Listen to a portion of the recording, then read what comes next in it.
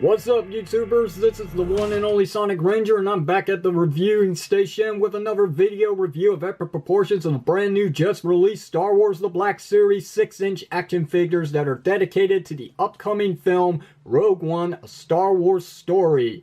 So, today's video review is none other than the Imperial reprogrammed droid who works for the Rebel Alliance, K-2SO.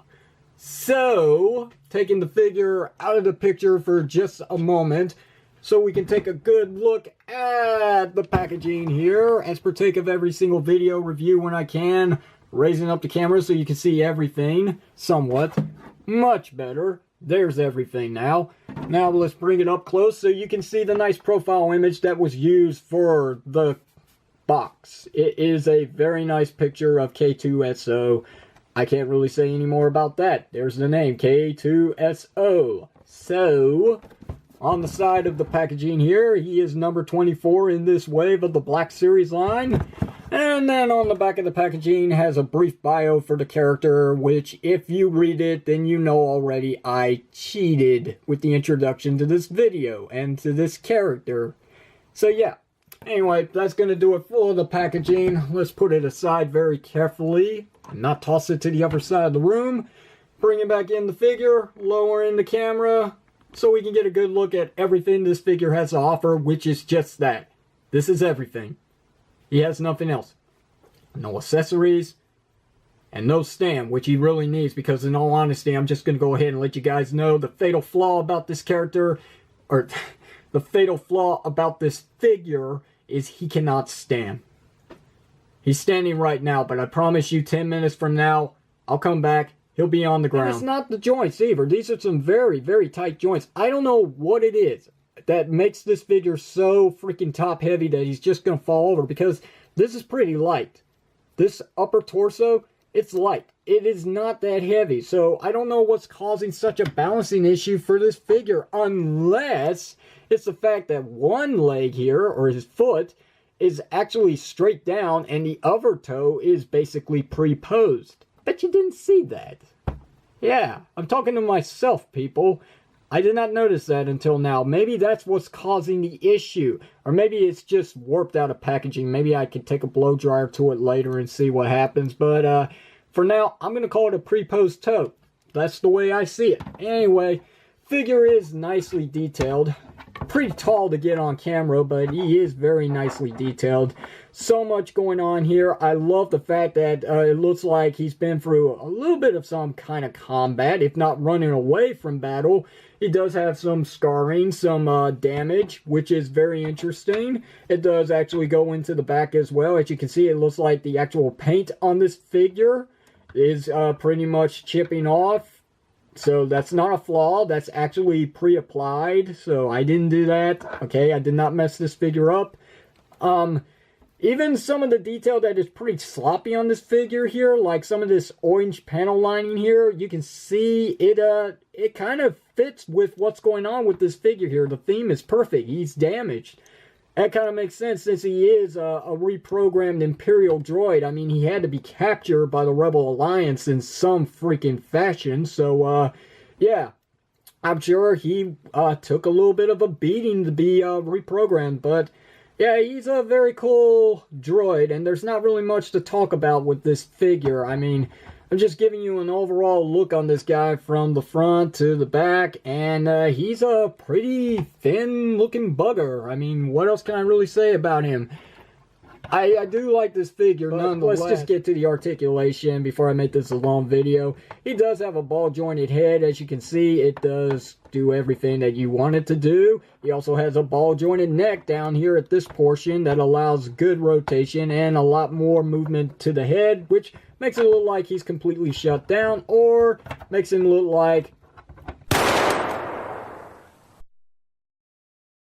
So, anyway, that said, he does actually have ball-jointed shoulders. They are limited because of this armor bit here, actually pretty much hindering the rest of the movement out. But you do get a good 360 rotation here.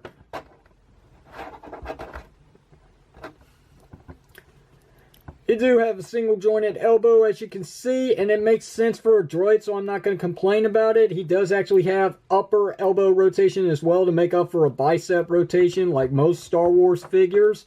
He does have wrist rotation. He also has a hinge joint to allow inward and outward movement at the hands. His upper torso is ball jointed, though it is restricted because of the sculpting of the lower portion of the torso. Just keeps getting in the way of everything.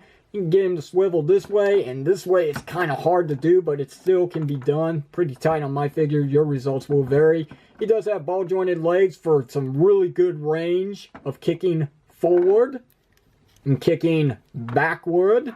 He does have a split, as you can see, but that's as far as it can go with this joint.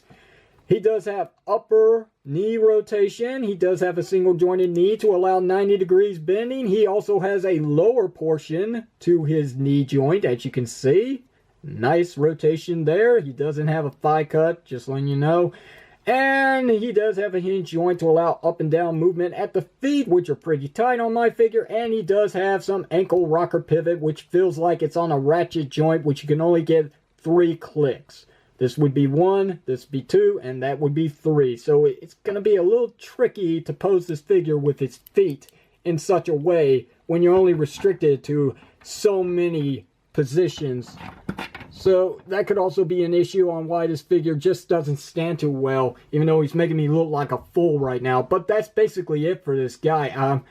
I can't really say anything else about him, except for maybe just one thing that I did not show off, which I'm sorry, but I'm going to show it now. His joints to his elbows and knees are clear, translucent plastic. I don't think I can approve of this design here, because as we know, thin, translucent plastic does not hold up too well in the future. Then again, I could be wrong. But yes, see, even the knees. Even the knees. See my finger? See my finger?